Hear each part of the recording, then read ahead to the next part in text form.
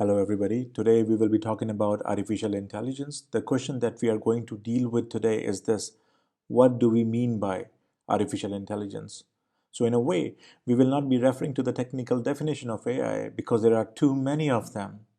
So every scientist, every philosopher, every scholar has their own definition of what AI is.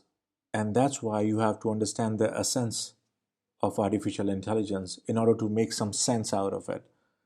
Now, if you look at the term artificial intelligence, there are two parts to it. One is artificial and the other one is intelligence.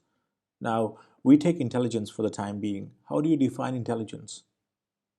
We don't know. We have no idea. Why do I say that?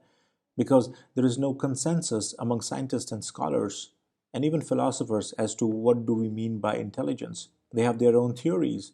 For example, a physicist at MIT, Max Tegmark, says that intelligence is a mathematical pattern. But there are others, for example, Noam Chomsky, who say that intelligence is something very intrinsic to our mind, to our brain. And that's why we have not been able to figure out what do we exactly mean by artificial intelligence. So as long as we do not have the definition of intelligence that everybody agrees with, the best thing to resolve the issue is to understand how does intelligence play out in the real world. So whatever happens in your brain can be referred to as intelligence, but that intelligence is manifested in the real world via or through the decisions that you take when you are mediating with your reality that is external to you. I'll give you an example, a very simple example, in order to explain what I just said. If my body is hungry, if my body needs food, a message will be conveyed to my brain, and that message will be in the form of some kind of information. Now, brain is a computer to our body, and brain will process that information. So processing of that information by brain can be referred to the process that can be cumulatively called or wholly called intelligence. So intelligence is taking place in my brain, but the brain will tell my body or my motor system to engage in an activity that will allow me to find food so that I can stop being hungry.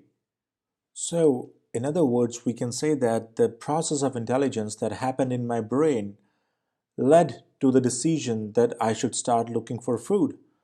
So it means that the decision is the manifestation of intelligence process that happens in my brain. Now comes the main point. If the decision is taken by intelligence that is happening in biological brain is called human decision making. But if you allow the intelligence to be carried out in an artificial system, it becomes artificial intelligence.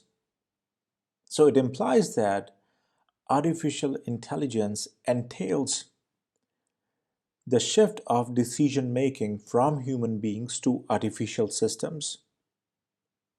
And that's not only it. It further makes sure that those decisions that have been taken by artificial systems are implemented by those artificial systems and not by a human agency.